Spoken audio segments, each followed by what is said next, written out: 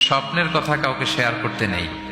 রাসূল সাল্লাল্লাহু আলাইহি ওয়াসাল্লাম ফজরের সালাতের পরে মসজিদে নববীতে সালাম ফিরিয়ে সাহাবাদের দিকে মুখ ফিরিয়ে বসতেন, তাসবিহ পড়তেন, এরপর জিজ্ঞেস করতেন, হাল রাআ আহাদুম মিনকুম আল বারিহাতা রুইয়া, গত রাতে কেউ কোনো স্বপ্ন টপ্ন দেখেছে নাকি? তো তখন সাহাবারা এই স্বপ্ন বলতেন, রাসূল সাল্লাল্লাহু আলাইহি ওয়াসাল্লাম ব্যাখ্যা করতেন। সুবহানাল্লাহ, কত সৌভাগ্যবান ছিলেন তারা। তাহলে স্বপ্ন বলা যাবে নাকি কাউকে?